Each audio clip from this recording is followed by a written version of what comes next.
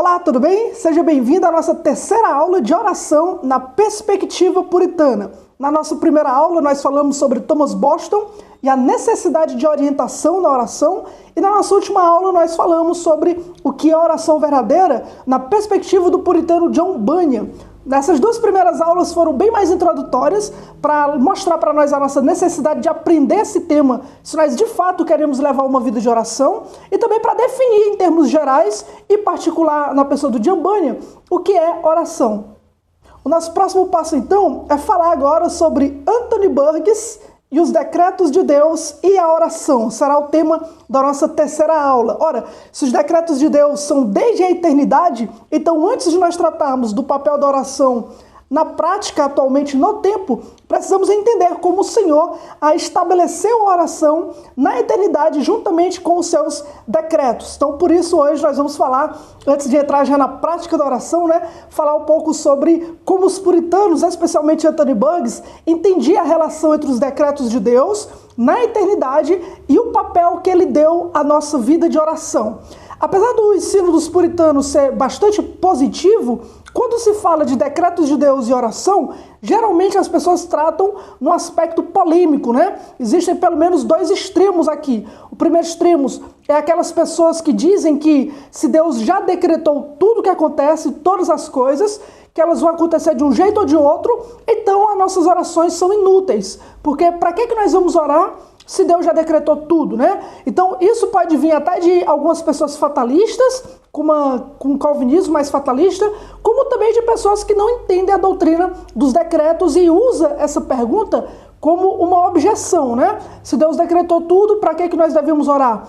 O outro extremo são pessoas que dizem que a oração é tão poderosa que ela até muda os decretos de Deus. Então, são pessoas que dizem que se nós insistirmos em oração, nós podemos inclusive mudar aquilo que Deus decretou, daquilo que Deus planejou. E essas pessoas utilizam alguns textos bíblicos para dizer que a nossa oração tem poder de até mudar os decretos eternos de Deus. Então nós temos esses dois extremos atualmente, mas o nosso objetivo nessa aula, os puritanos lidaram com essas objeções, claro, com esses problemas, mas o ensino é principalmente positivo e como isso deve influenciar a nossa vida de oração, tá? Então as escrituras falam sobre os decretos de Deus, a palavra de Deus também fala sobre o nosso dever e responsabilidade de orar, e nós devemos entender como é que essas duas coisas são importantes para a nossa vida de piedade, para termos uma vida de oração. É por isso que Anthony Burgess, ele se destaca quando trata desse tema, Então, talvez você não conheça Anthony Burgess ainda, que é um puritano, um dos divinos da famosa Assembleia de Westminster. Por isso, vamos começar então falando um pouco sobre quem foi Anthony Burgess. Quem foi Anthony Burgess? Uma introdução biográfica. Anthony Burgess foi um puritano inglês, membro da Assembleia de Westminster, clérigo e escritor não conformista. Burgess serviu como vigário em Sutton Coldfield, Warwickshire, de 1635 a 1662, exceto por alguns anos da década de 1640. Então ele teve um ministério bem longo, Destacou-se na Assembleia de Westminster e escreveu obras polêmicas e de grandes destaques, além de comentários e sermões. Anthony Burgess, ele é um dos grandes puritanos, que inclusive foi chamado para participar da Assembleia de Westminster, e ele se destacou não somente na Assembleia, mas também depois, quando ele começou a escrever os livros dele, algumas obras, como diz aí, obras polêmicas, Sempre que você vê algum livro puritanos dizendo que tal puritano se destacou em obras polêmicas, não é que ele usou da doutrina para trazer polêmica ou coisa do tipo, não. Obras polêmicas geralmente eram aquelas obras mais apologéticas, em defesa de alguma verdade das escrituras. Então, nesse sentido, uma das obras polêmicas do Anthony Burgess, por exemplo, foi quando ele escreveu sobre uma vindicação da lei, que era uma exposição clássica dos puritanos de como eles entendiam a lei moral de Deus, juntamente com a aliança das obras e a aliança da graça. E o nome desse livro é uma vindicação da lei, porque além dele expor a lei, ele vai se opor ao catolicismo romano, aos arminianos, aos socinianos e principalmente aos antinomistas. Então ele se destacou nessa obra, que é uma das melhores obras sobre lei, escrita pelos puritanos. Também ele escreveu duas obras, 2 volumes, sobre a doutrina da justificação, No primeiro volume ele refuta a visão de Richard Baxter sobre justificação. Então, ele é um puritano que ele se destacou nessa parte didática de como ele ensinava as escrituras e como ele expõe os erros dos inimigos e defendia a verdade bíblica. Tanto é que, por ele ser um não conformista, houve muitos grandes homens da igreja da Inglaterra que lamentou isso, porque queria que ele fosse professor, né, reitor de universidade e tudo mais, e ele declinou porque ele era um não conformista. No entanto, ele não só se destacou nessas obras também, mas o Buggs ele teve destaque principalmente em seus comentários bíblicos e em seus sermões, né? Como você viu aí, ele passou um grande tempo no ministério, de 35 a 62, né? Com exceção ali dos anos de guerra, da Guerra Civil, e também quando ele serviu na Assembleia de Westminster, e ele tinha escritos muito práticos e experienciais, tá? Inclusive, numa das obras dele, que é a sua magna obra, onde ele fala sobre a segurança da salvação, o Joel Bick diz que as 60 páginas que ele escreve no começo do livro sobre a segurança da salvação são as melhores páginas puritanas escritas sobre a certeza da fé. Ele acredita que o Anthony Buggs é o melhor quando nessa área, né, se destaca de uma forma tão experiencial, bíblica e clara sobre a segurança da salvação, que é um dos destaques do ministério do reverendo Joel Bick hoje, tá? Ele também escreveu comentários, 300 páginas sobre o 1 Coríntios, capítulo 3. Ele escreveu 700 páginas sobre o capítulo 1 de 2 Coríntios, e também os seus sermões se destacaram, como, por exemplo, no Evangelho de João, capítulo 17, a oração sacerdotal. Ele deu 145 sermões em cima do capítulo 17 de João, 145 sermões. E é um desses sermões que nós vamos estar nos baseando para poder falar hoje sobre os decretos de Deus e a oração na perspectiva do puritano Anthony Buggs. Então, depois dessa breve introdução de quem ele foi, né? Incrível que pareça, eu acho que a gente não tem nada escrito em português do Anthony Buggs. O Joel Bick disse que ele é um puritano, infelizmente, pouco falado. No século XIX ele não teve nenhuma obra reimpressa, agora que estão redescobrindo as obras dele, né? Então, é interessante a gente depois conhecer essas personagens que ainda são inéditas, né, para muitas pessoas, porque também há grandes ensinos por trás deles, né? Como o exemplo que o reverendo Joel Bick deu. Ora, esse é um nome desconhecido e é um nome que, segundo ele, foi o melhor na área da segurança da fé, na certeza da salvação. Então, vale a pena a gente conhecer os seus escritos, tá? Então, vamos ver lá, então, qual o ensino do Anthony Buggs sobre a soberania de Deus, seus decretos e as nossas orações. Primeiro, observações gerais sobre os decretos de Deus e a oração. Nós vamos estar usando o sermão de número 25 em João capítulo 17, o versículo 5, né, que ele vai trazer nesse sermão específico, sobre como é que o Buggs entendia a relação dos decretos de Deus e a oração. Só para lembrar, né, o que são os decretos de Deus? O breve catecismo de Westminster, ele vai definir essa resposta da seguinte maneira: os decretos de Deus são o seu eterno propósito, segundo o conselho da sua vontade, pelo qual, para a sua própria glória, ele predestinou tudo o que acontece. Então, para os puritanos, os decretos de Deus é aquilo que ele determinou na eternidade sobre todas as coisas, para que todas elas conduzam para a sua própria glória, para que tudo se faça de acordo com a sua vontade, de acordo com o seu eterno propósito. Então, todas as coisas que acontecem nesse mundo governado por Deus estão lá graças aos decretos do Senhor que Ele deu já na eternidade, tá? Então, até mesmo coisas ruins que acontecem, que parecem se opor à vontade de Deus, o Senhor governa soberanamente sobre elas. Quando os ímpios pensam que estão contrariando a vontade de Deus e os seus decretos, no fim das contas eles estão cumprindo os decretos de Deus. Como, por exemplo, quando os judeus entregaram o Senhor Jesus à morte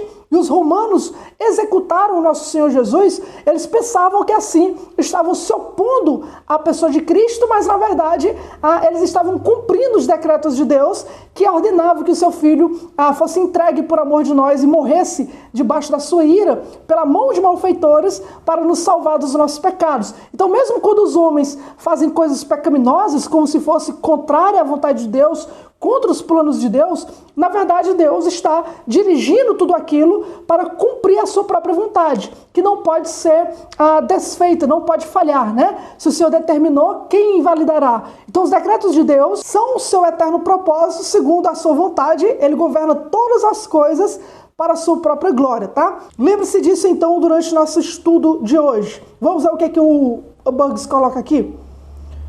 Estamos tratando sobre a própria petição, e ao vermos nosso Salvador orando por aquilo que foi designado e prometido antes da petição, podemos observar o seguinte: doutrina. Mesmo aquelas coisas que Deus prometeu e decretou dar ao seu povo, ainda assim precisam ser realizadas mediante a oração. Então, João capítulo 17 é a oração sacerdotal de Cristo, né? Onde ele intercede por nós.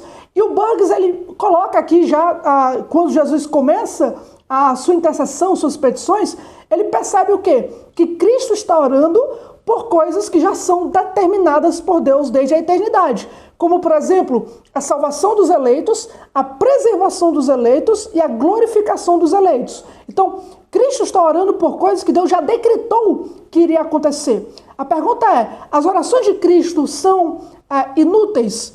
Obviamente que não. Mas isso não já está determinado? Está. Deus já decretou. Então, se implica o quê? Se implica na doutrina que ele tira da oração sacerdotal. Que mesmo aquelas coisas que Deus prometeu e decretou dar ao seu povo, ainda assim precisam ser realizadas mediante a oração. A ênfase de Bugs aqui está no aspecto de que a oração ela é necessária para cumprir os decretos de Deus, ou o meio que Deus estabeleceu para cumprir a sua vontade. Eu sei que isso pode ser um pouco confuso, então nós vamos pegar algumas ilustrações bíblicas de outros textos, tá?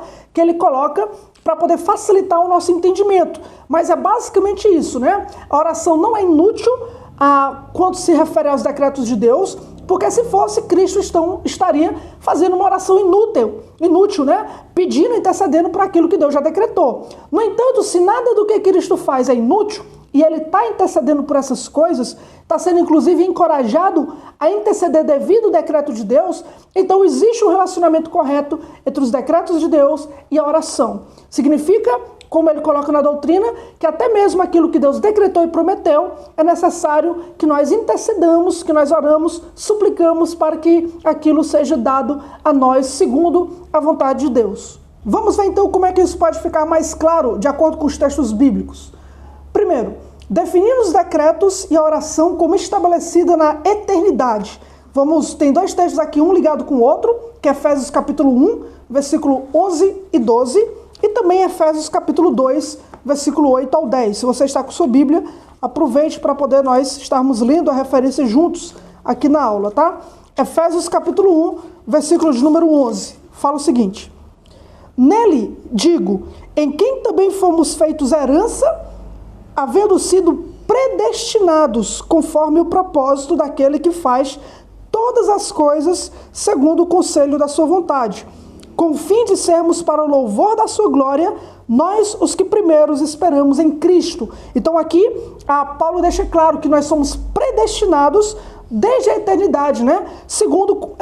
Conforme o propósito daquele que faz todas as coisas segundo o conselho da sua vontade. No capítulo 2, versículo 8 ao 10, fala o seguinte: porque pela graça sois salvos por meio da fé, isso não vem de vós, é um dom de Deus. Não vem das obras para que ninguém se glorie, porque somos feitura sua, criados em Cristo Jesus para as boas obras, as quais Deus preparou de antemão para que andássemos nelas.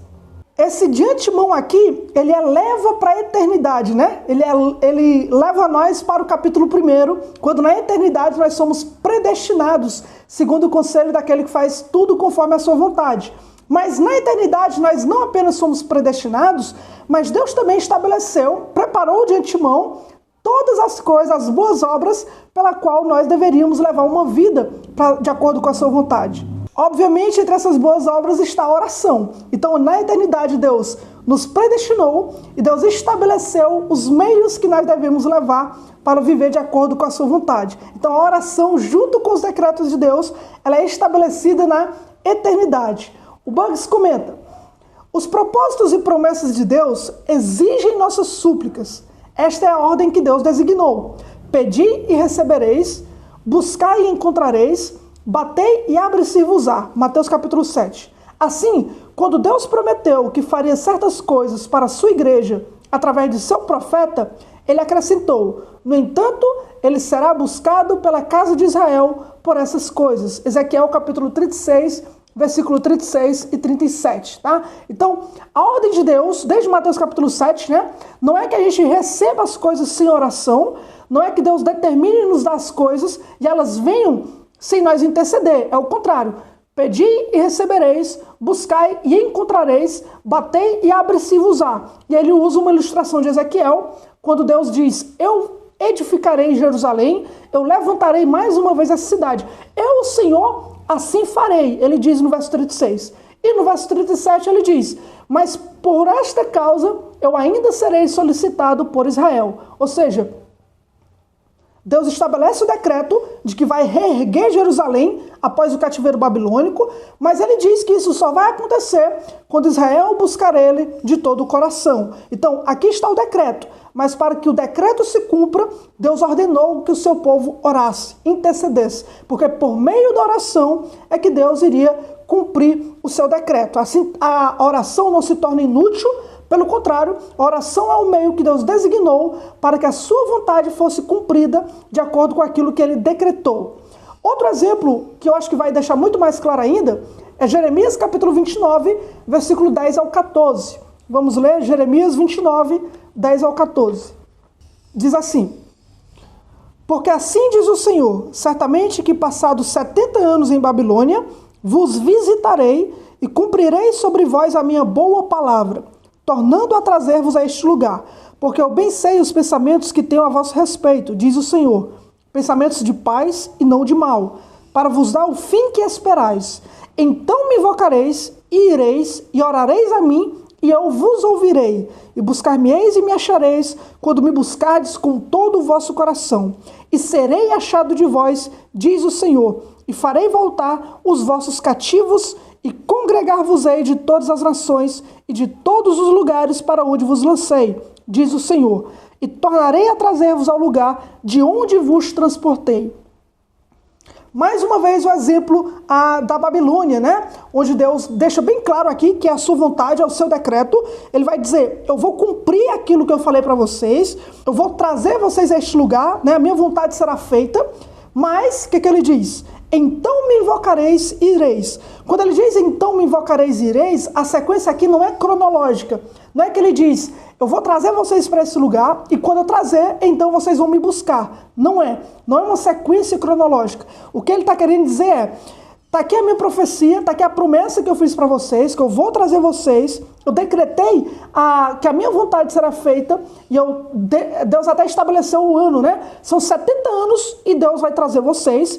E agora que vocês sabem da minha promessa, então me invocareis e ireis. Esse então não é quando ele trouxer as pessoas da Babilônia. Esse então é quando eles ouviram a promessa dada pelo profeta Jeremias. Se Deus estabeleceu 70 anos e vai trazer os cativos de volta para a sua terra, então eles devem buscar o Senhor. E ele vai dizer: buscar-me-eis e me achareis quando me buscareis com todo o vosso coração. Serei achado de vós e então farei voltar os vossos cativos. Essa é a profecia que provavelmente o profeta Daniel leu, né? E ele diz lá no capítulo 9 que, estudando o livro do profeta Jeremias, descobriu que o tempo do cativeiro era 70 anos. E o que foi que Daniel fez? Daniel, de fato, se humilhou e buscou o Senhor, intercedendo, né? Lamentando o pecado da nação, confessando o pecado de Israel e suplicando para que Deus faça a sua vontade. Então, Deus coloca o decreto e agora ele ordena que, baseado no seu decreto, nós devemos orar e interceder para que a sua palavra seja cumprida, né? Deus, ele decreta e nós intercedemos para que o decreto aconteça de acordo com a sua vontade. Deus, nas coisas maravilhosas que predestinou ou prometeu ao seu povo, designou meios para realizá-las. Assim como ele converte por meio da palavra, ele também concede sua misericórdia a um povo que ora. Agora o Bugs, ele traz uma ilustração que fecha a história toda, tá? Então, preste atenção na ilustração. Deus, ele não só determina o fim do que vai acontecer, o que vai fazer, mas Deus também estabelece um meio para que aquilo aconteça, para que o decreto se cumpra. E isso a gente já percebe por meio da palavra. Ele diz: assim como ele converte por meio da palavra, ele concede misericórdia a um povo que ora. E geralmente nós já entendemos a ideia da palavra, da pregação. Deus estabeleceu a pregação para ser um meio de conversão. 1 Coríntios 1:21, né? Aprove a Deus salvar os crentes pela loucura da pregação. E nós sabemos que Deus vai converter os seus eleitos? Vai, claro. Mas como que Deus vai fazer isso? Por meio da pregação. Deus estabelece a pregação para que por meio da pregação as pessoas sejam salvas, sejam convertidas. Então se você quer que alguém se converta, que os eleitos venham ao Senhor, isso só vai acontecer da forma como Deus ordenou, estabeleceu, por meio da pregação, por meio da palavra de Deus. Geralmente nós já aceitamos isso, já colocamos a pregação no seu devido lugar. Ninguém fica dizendo, Deus não é tão soberano, né? Deus ele precisa que a gente pregue para que a alma se converta. Não é que ele tenha necessidade e precise, mas Deus, como soberano que é, livre como ele é, ele quis estabelecer esse meio para cumprir o seu decreto da eleição, para trazer as conversões por meio da pregação.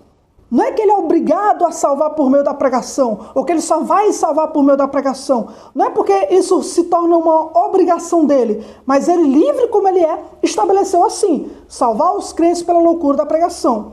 A mesma coisa, diz Bugs, acontece com a oração. Deus ele estabeleceu fazer coisas na nossa vida, ele coloca aí, Deus nas coisas maravilhosas que predestinou ou prometeu. Então, aquilo que Deus prometeu, aquilo que nós encontramos nas Escrituras, santificação, salvação por meio da pregação e outras promessas que Deus nos concede, que estão na palavra de Deus, devem ser buscadas por meio da oração. Por quê? Porque Deus estabeleceu a oração como um meio dele cumprir essas promessas. Agora existem coisas que Deus predestinou, que não estão nas promessas de Deus, que não são reveladas nas Escrituras, mas que ele predestinou para que aconteça e que essas coisas só vão acontecer também mediante oração. Então, por exemplo, Deus, como ele governa todas as coisas, pode ser que tal emprego ele coloca na sua vida para que você receba aquele emprego, para que você tenha essa oportunidade, mas ele estabeleceu a oração para ser o meio pela qual você vai interceder, pedir ao Senhor por uma vaga de emprego e ele abre aquela vaga de emprego para você. Aquilo já estava predestinado, você não sabia. Deus governa todas as coisas, é ele que vocaciona cada um para o seu local de trabalho. Mas então você, pela oração intercedendo, faz com que o Senhor lhe conceda essa graça. E isso acontece com coisas que nós não sabemos, né? Nós não sabemos a vontade secreta de Deus, nós só conhecemos a sua vontade revelada. Por isso, Bugs, ele faz essa diferença, né? Deus, nas coisas maravilhosas que predestinou ou prometeu ao seu povo, designou meios para realizá-la. Assim como ele converte por meio da palavra, ele também concede sua misericórdia a um povo que ora. Isso significa que Deus ele estabeleceu a oração para ser o meio pela qual ele cumpre a sua vontade. O que significa na prática, de uma forma contrária ao que eu estou dizendo, é que sem a nossa vida de oração, sem nós interceder, sem nós orar, Deus não se submete à nossa vontade para fazer aquilo que nós queremos que seja feito sem intercessão, tá? Então, por exemplo, se Deus escolheu agir por meio da pregação, ele só vai agir por meio da pregação, segundo a sua vontade. Se ele estabeleceu agir por meio da oração, então ele vai agir por meio da oração, segundo a sua vontade. Quando nós não pregamos, Deus não converte, porque ele escolheu converter pela pregação. Quando nós oramos, Deus não age, porque ele escolheu agir por meio da sua oração. Então o que acontece? Não é que Deus, a nossa oração é que movimenta a mão de Deus, como é dito por aí, né? Não é que a nossa oração é que manda Deus fazer as coisas, não é. Mas é porque Deus disse que pela oração é o meio que ele vai agir. Sem oração, Deus ele não age. Pelo contrário, ele se opõe, né? O que diz Tiago, capítulo 4? Que vocês desejais, cobiçais e nada tendes. Por quê? Porque não pedis. Porque vocês não oram. Então, se vocês não oram, Deus ele não é obrigado a agir de forma alguma. Na verdade, Deus não deseja agir quando não há oração. Ele diz, Salmo 14, né? Que ele vai definir os ímpios como aqueles que não invocam o seu nome. Jeremias 10, 25, ele diz que ele vai derramar sua ira sobre as nações e as famílias que não o buscam. Então Deus ele se opõe a alguém que não tem uma vida de oração. Deus ele se opõe por quê? Porque Deus ele não vai abençoar as pessoas de acordo com o que elas querem. Porque o que você quer? Você quer que Deus abençoe sua família, Deus abençoe sua casa, Deus abençoe seu trabalho, o seu dia, mas você não quer orar. Então você deseja que Deus se submeta à sua vontade, que ele abençoe a sua preguiça, né? Eu não vou orar, mas eu quero que Deus faça isso, que Deus faça aquilo e tudo mais. Deus não vai agir. Ele não é obrigado a agir, ele não deseja agir sem uma vida de oração, porque o meio que Deus estabeleceu para agir é por meio da oração. É só você encontrar na história da igreja que não é coincidência quando, por exemplo, em grandes avivamentos, onde Deus ele faz grandes coisas, no centro desses movimentos, haviam homens e mulheres de vida de oração. Não é coincidência que quanto mais o povo de Deus ora, mais Deus age, mais Deus faz. Por quê? Porque ele estabeleceu a oração para agir por meio dela, segundo a sua vontade. Deus decretou todas as coisas? Claro, mas há coisas que Deus só vai fazer, Deus decretou fazer por meio de oração. Sem oração ele não faz. Até mesmo o cativeiro babilônico, que ele já havia dito que seria em 70 anos, ele disse, então vocês devem me buscar de todo o coração, aí sim eu vou ouvir vocês, e aí trarei de volta os vossos cativos. Então Deus decreta, mas ele ordena que nós oremos para que a sua vontade seja feita. Não orar é ser incrédulo em relação à vontade de Deus, né? Se você não ora, então você não acredita que Deus de fato vai agir de verdade. Se você não intercede, então você de fato, na verdade você nem deveria esperar que Deus agisse ao seu favor, porque você quer que Deus abençoe sua preguiça, né? Deus ele ordena que você ore para que ele haja, pedir e dar-se-vos-á, buscar e encontrareis, e você quer encontrar sem buscar, você quer receber sem pedir, e Deus não vai se submeter à sua vontade. É você que tem que se submeter à vontade dele. Então, é por isso que a relação dos decretos é tão positiva. Não é questão polêmica, é inútil orar que Deus decretou tudo. Não é essa questão polêmica. A questão é, se você deseja que Deus de fato age na sua vida, faça aquilo que ele ordenou. Porque tem coisas que Deus só vai conceder, e eu digo, a maioria delas, na nossa vida cristã, Deus só vai agir santificando, nos dando graça para crescimento, fortalecendo nossa vida espiritual, abençoando nosso lar, nossa família, por meio de oração, que foi o meio que Deus designou na eternidade para que nós pudéssemos andar de acordo com a sua vontade. Vamos então para algumas observações importantes. Primeiro, nem tudo é por meio da oração. Ele diz, há algumas coisas tão absolutamente prometidas que não supõem qualquer condição de oração da nossa parte, como as obras iniciais da graça, né? Fui achado por aqueles que não me buscavam. Ok, quando a gente diz que Deus decretou e estabeleceu a oração como meio para cumprir seu decreto, isso não se aplica a tudo. Deus não faz com que tudo só aconteça de acordo com nossas orações. Há coisas que Deus decretou acontecer independente da nossa oração. Como, por exemplo, como ele coloca aí, as obras iniciais da graça, né? Então, a obra de regeneração do nosso coração não é em resposta à nossa oração. Porque antes da regeneração, nós nem sequer oramos de verdade. Então, essa obra inicial é uma obra que o Espírito Santo opera em nosso coração, nos inclinando a buscá-lo. Por isso que ele diz, eu fui achado por aqueles que não me buscavam, né? Então, essa é uma obra que primeiro Deus faz em nós, para que então depois nós possamos buscar a ele. Há outras coisas, por exemplo, como a encarnação de Cristo, que independente da oração iria acontecer, né? Deus decretou que a virgem iria ter um filho, né? E que sobre seus ombros estaria todo o principado. E o seu nome era maravilhoso, príncipe da paz, pai da eternidade. Então a encarnação é outro exemplo de coisas que Deus decretou e que não depende da nossa oração. E tem outras coisas e muito mais, talvez muitas delas das quais nós não temos conhecimento, mas que Deus não é obrigado a agir somente quando nós oramos segundo essas coisas, tá? Nem tudo é por meio da oração. Segundo, Deus exigiu a oração como um dever constante a ser cumprido por todos, independentemente de qualquer propósito ou promessa feita por ele. Isso aqui é muito interessante. O que ele está dizendo aqui é que mesmo que Deus tenha decretado cumprir certas coisas mediante nossas orações, isso não é a razão principal para a gente orar. Nós devemos orar porque Deus ordenou que nós orássemos. Isso é uma ordenança. Independente de promessa, independente de decreto, Deus ordenou que nós tenhamos uma vida de oração. Então isso é um mandamento bíblico. Então qualquer pessoa que diga que a oração é inútil, só pelo fato dela ser ordenada, já não tem como ser inútil. Porque a vontade de Deus é que nós possamos ter uma vida de oração. Não tente descobrir os decretos secretos de Deus e tentar orar de acordo com o que você imagina que é o decreto de Deus. Independente de se houvesse decreto ou não, a ordem de Deus é que você tenha uma vida de oração. E por fim, nossas orações não são meritórias, né?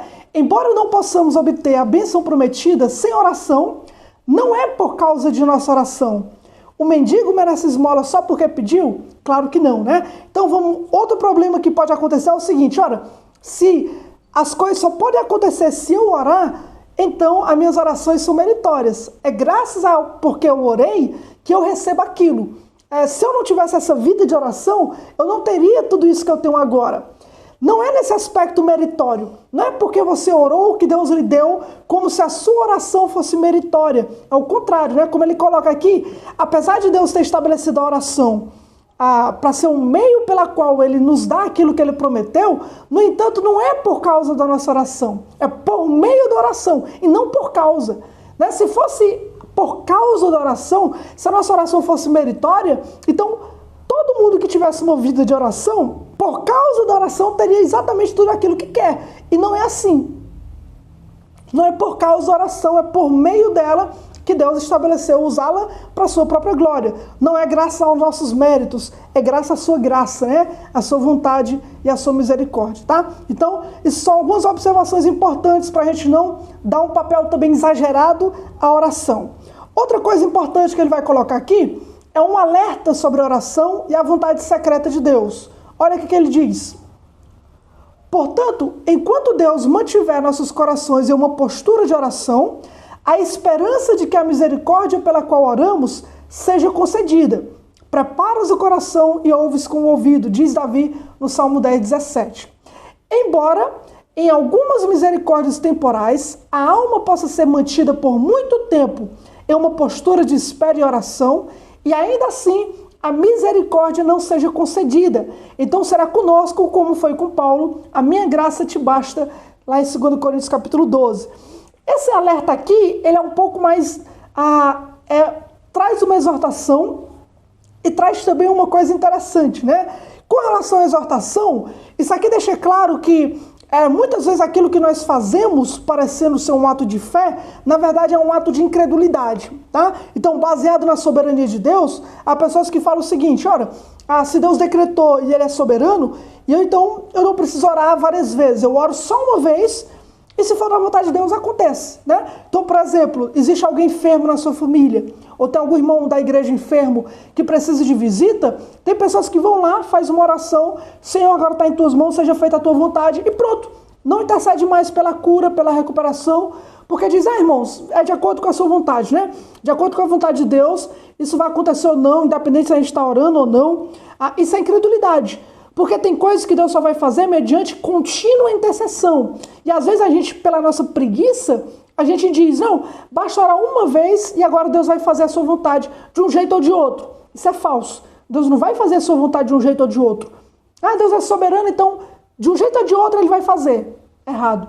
Deus vai fazer de acordo com o que Ele estabeleceu. Não é de um jeito ou de outro. E se o jeito que Ele estabeleceu é mediante oração contínua, então o certo seria nós intercedermos continuamente. Lucas capítulo 18, Jesus conta uma parábola sobre o dever de orar sempre e nunca esmorecer. Então, tem coisas que Deus vai nos dar que Ele vai ordenar uma contínua oração e você deve continuar orando insistentemente. Tem pessoas que oraram, tem puritanos que oraram 5 anos por alguma coisa, 10, 20, 30 anos pela conversão de alguém, mas eles continuaram orando por quê? Porque eles achavam que não é um ato de fé, mas é um ato de incredulidade, de rebeldia, a querer que Deus cumpra a sua vontade mediante uma única oração que você faça e diz, bom, então agora depende de Deus. Isso é errado. Você deveria interceder continuamente para que a vontade de Deus seja estabelecida, seja feita. Se a vontade dele é trazer cura a alguém, trazer libertação a alguém, conversão a alguém, coloque uma igreja em certo lugar, você deve continuar a orar insistentemente para que a vontade de Deus seja feita. Por quê? Porque você não conhece a vontade de Deus. Você não sabe. Então, se você não sabe se a vontade de Deus é que você continue orando ou ore só uma vez para acontecer, se você não sabe, então o certo seria continuar orando, independente da sua... é o oposto, né? Presta atenção. Tem pessoas que acreditam que, já que elas não sabem a vontade de Deus, então é melhor não orar. É o oposto. Já que nós não sabemos a vontade de Deus, aí é que nós deveríamos ter esperança para continuar orando. O exemplo do apóstolo Paulo é maravilhoso. Paulo só parou de orar quando Deus deixou claro que a sua vontade lhe bastava. Então, se você está orando por uma causa e não sabe se a vontade de Deus lhe dá, não desista, enquanto Deus não chegar para você e dizer, pare de orar. O que provavelmente ele não vai fazer, né? Provavelmente ele não vai chegar para você e dizer, pare de orar. Mas se Deus está demorando a responder, não é que ele não vai responder. Pode ser que ele não vá mesmo. Mas se você não sabe, continue em contínua oração, crendo que Deus pode sim lhe atender segundo a sua boa vontade. Então a vontade de Deus, a gente não pode presumir a vontade de Deus dizendo, nós já oramos, então a vontade de Deus vai ser feita de um jeito ou de outro, porque não vai. A vontade de Deus vai ser feita de acordo com aquilo que ele estabeleceu, que é mediante oração. E algumas vezes, mediante contínua oração. Nós temos um exemplo na Bíblia que é clássico, né? Que é o exemplo do profeta Elias. Elias, ele se destacou lá em Tiago capítulo 5, né? Como um homem que mesmo tendo as mesmas paixões que nós, ele orou para que não chovesse e de fato não choveu. E depois orou para que chovesse e voltou a chover. Agora, o que pouca gente sabe é que aquilo que Elias profetizou já era bíblico, era uma vontade revelada da parte de Deus. Então, quando ele chega para Acabe, ele fala, Acabe, não vai chover segundo a minha palavra, aquilo era bíblico, porque Deuteronômio capítulo 28, Deus já havia deixado claro que quando a nação de Israel se desviasse da sua vontade, Deus iria fechar os céus para que não houvesse chuva. Então, era uma vontade revelada da parte de Deus. O que Elias foi fazer foi apenas trazer juízo sobre a nação, recordando aquilo que Deus havia estabelecido em Deuteronômio capítulo 28. Então, ele orou debaixo de uma vontade revelada da parte de Deus. Agora, você sabe o que não era uma vontade revelada da parte de Deus? Foi quando a viúva que recebeu Elias teve o seu filho morto. E aí, quando aquele filho morreu, ela foi até Elias, achando que Elias, como um profeta, havia trazido juízo sobre a sua casa. E ela diz, olha aí, o que eu fiz, né? Por que você veio até mim? Para lembrar os meus pecados? Para que Deus, olhando para você, me visse e percebesse que eu era uma pecadora? E agora mata o meu filho? O que Elias faz? Elias pega o filho daquela viúva, sobe para o seu quarto, coloca a criança em cima da cama. E aí, então, ele faz uma oração que não é uma vontade revelada da parte de Deus. Em nenhum momento da Bíblia, Deus havia ressuscitado alguém até aquele momento. Então, será que a vontade de Deus era que aquela criança continuasse morta? Será que Deus queria que aquela criança continuasse morta? Não tinha como ele saber. O que ele faz? Ele ora. Ele intercede para que, se for a vontade de Deus, aquela criança ressuscite. E Elias parece que foi pego de surpresa de tal forma que ele até fala assim para Deus, Senhor, até essa viúva que me recebeste, o Senhor afligiu ela, tirando o seu filho. Então até Elias ficou sem entender aquela situação. E ele intercedeu para que Deus pudesse ressuscitar aquela criança, que ele não sabia se Deus iria ressuscitar. Até aquele momento ninguém tinha ressuscitado, não havia promessa de Deus sobre isso. Pelo contrário, Elias imaginava que Deus estava afligindo aquela mulher de fato, mas ele rogou pedindo misericórdia. O que Deus fez? Ressuscitou o filho da viúva. Geralmente quando alguém morre, obviamente, a gente não intercede para que aquela pessoa ressuscite, né? Porque a gente já supõe que a vontade de Deus é que aquela pessoa continue morta. Eu sei que isso parece algo absurdo, mas é isso que Elias não pensou. Elias cria que se fosse da vontade de Deus, Deus poderia ressuscitar. Então, esse é o exemplo que temos para nós. Oramos segundo a vontade revelada de Deus, mas quando nós não sabemos se a vontade de Deus é que a gente continue com aquela enfermidade, que aquela pessoa continue perdida, que aquela igreja continue fechada, que aquela nação não receba o evangelho. Quando a gente não sabe qual é o plano de Deus sobre as nossas circunstâncias do dia a dia, somos chamados a orar. Orar para que Deus faça a sua vontade. E se Deus não responde de imediato, continue intercedendo, continue orando, porque a gente não sabe a vontade de Deus. Isso não é motivo para desanimar. Isso é motivo para que o que ele fala no começo. Portanto, enquanto Deus mantiver nossos corações em uma postura de oração, há esperança de que a misericórdia pela qual oramos seja concedida. Nós não sabemos, mas se nós continuamos a orar, cremos que se for a vontade de Deus, Deus vai fazer. Pare de dizer, essa é a vontade de Deus, amém, e nunca mais orar. Porque esse é sinal de que você é incrédulo, né? é sinal que você acha que Deus ele vai te ouvir só em uma oração. Sendo que Cristo, no dia da sua morte, orou durante 3 vezes: Pai, passa de mim esse cálice, mesmo sabendo que a vontade de Deus era que ele tomasse aquele cálice. Mas ainda assim, isso não inibiu Cristo de interceder, lançar sobre o Senhor a sua ansiedade. Quando nós não oramos, na verdade, não é que nós temos tanta fé que para nós nossa única oração basta. É a nossa incredulidade que faz com que a gente pense que não adianta orar. Não adianta orar. Isso é incredulidade. Isso não é confiar na soberania de Deus. Então fica esse alerta sobre a oração e a vontade secreta de Deus. Para a gente encerrar, vamos para o ponto 2, onde Bugs ele responde, né? Por que Deus escolheu cumprir seus decretos por meio da oração? Se Deus ele decretou tudo, e ele decretou a nossa oração para ser um meio pela qual a vontade de Deus fosse feita, então por que ele fez isso? Bugs dá várias respostas, eu vou colocar apenas 2, sendo que a segunda vai resumir outras, né? Que são as principais. E a primeira grande resposta é: assim Deus é glorificado como a fonte de todo o bem. A primeira razão para Deus ordenar que nós oramos para cumprir a sua vontade é que dessa forma, pela nossa oração, pelas respostas de oração, nós vamos perceber que Deus é a fonte de todo o bem que nós recebemos. Salmo 50:15. Invoca-me no dia da angústia, eu te livrarei e tu me glorificarás. Essa é a parte principal, né? Invoca-me, eu vou livrar você e então você vai me glorificar. Você vai ver que foi eu que fiz aquilo, né? João 11:42, Jesus falando: eu bem sei que sempre me ouves, mas eu disse isso por causa da multidão que está em redor, para que creiam que tu me enviaste. Que ele está dizendo: eu estou orando em público para que quando isso acontecer as pessoas saibam que foi o Senhor quem fez, porque eu orei ao Senhor. Foi o Senhor quem fez por meio da oração, foi o Senhor que me enviou. Deus assim é glorificado como aquele que fez aquilo em resposta à oração. E Lucas 18, né? Contou-lhes também uma parábola sobre o dever de orar sempre e nunca desfalecer. Porque quando a gente ora sempre, aquilo é respondido, então a gente percebe que foi Deus quem fez aquilo. Então, Deus ele estabelece a oração para deixar claro que aquilo que ele fez é resposta da nossa oração. E se é resposta da nossa oração, então a gente lembra logo: foi Deus que fez. Porque eu pedi para que ele fizesse, eu roguei, ele me ouviu. Então com certeza foi ele que fez. Eu me lembro que uma vez aconteceu uma coisa interessante, né? Um conhecido meu que era ímpio, né? Que era amigo de infância e tal, de escola, ele pediu para que eu orasse por uma vaga de emprego, né? Que ele estava concorrendo, né? Tinha feito a entrevista e tudo mais. O que aconteceu? Ele passou e ele foi selecionado, apesar de ter várias outras pessoas boas, bem qualificadas, e ele ficou surpreso, né? E aí, o ímpio, infelizmente, bate aquela incredulidade.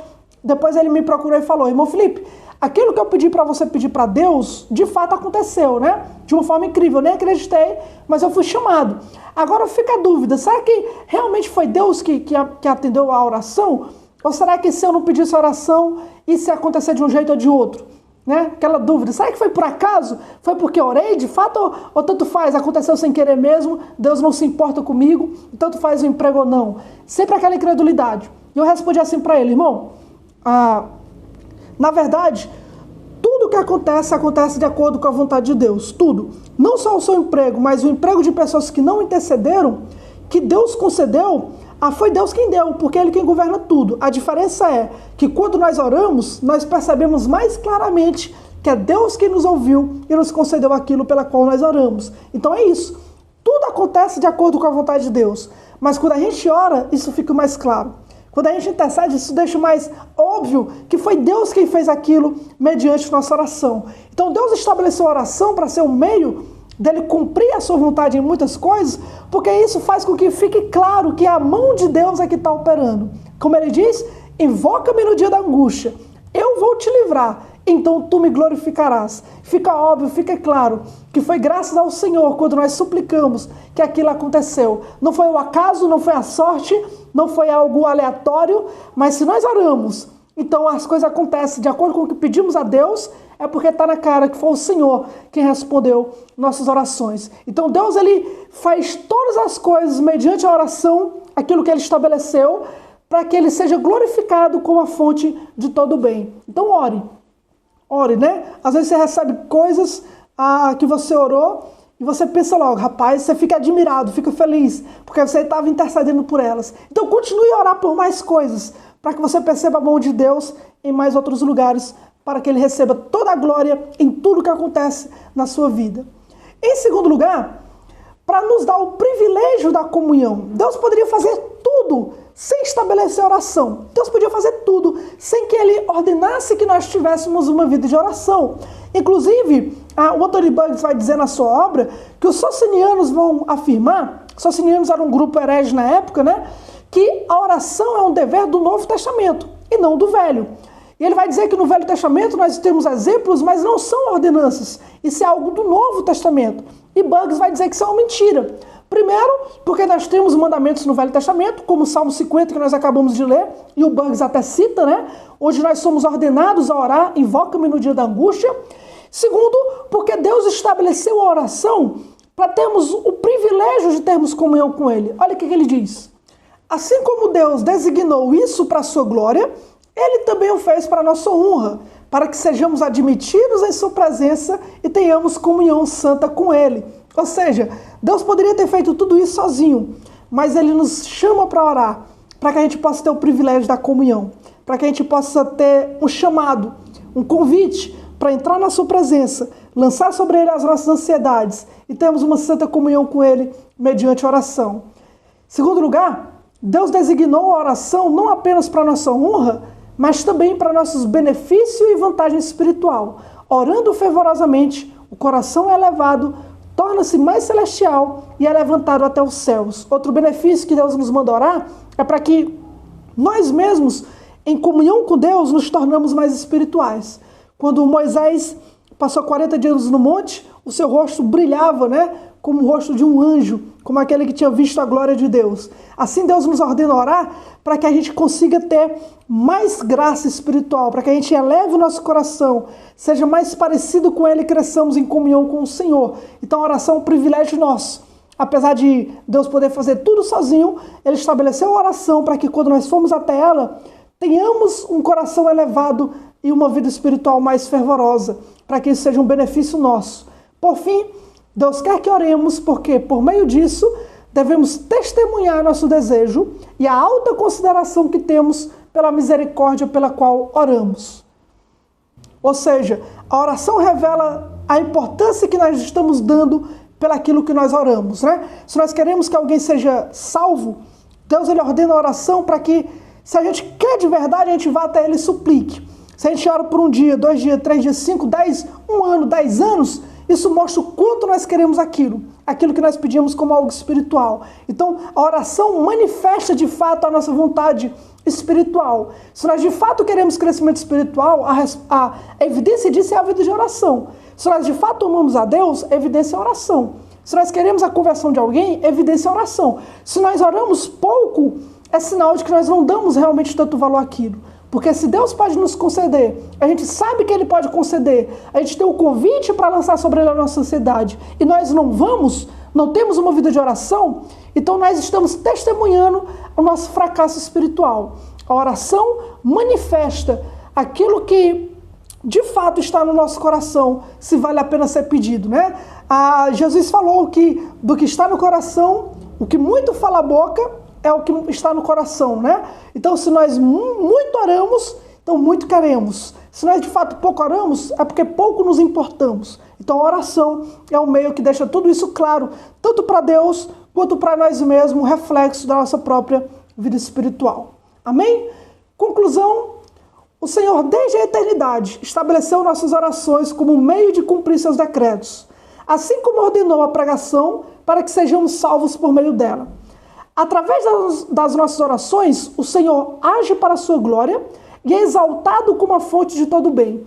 Sem nossas orações, Deus resiste a nós, pois Ele não age conforme nossos desejos, mas segundo sua própria vontade. Se desejamos que Deus seja glorificado e atue em nossas vidas, famílias e igreja, devemos buscá-lo por meio da oração. Este é o nosso privilégio. E assim, irmãos, nós percebemos que esse tema não é polêmico no sentido de que não faz sentido orar, ao contrário.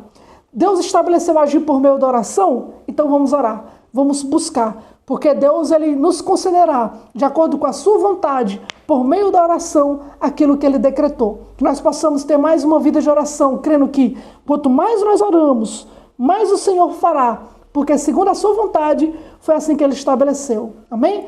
A partir da próxima aula, então, nós já vamos sair desse lado da eternidade e partir para a parte prática da oração na perspectiva de outros puritanos. Mas não se esqueça que isso aqui é um grande incentivo para a gente orar segundo a vontade de Deus. Ainda mais aquela que a gente não conhece, né? Se nós não conhecemos, então, lembremos que nós temos o dever de orar sempre e não esmorecer. Amém?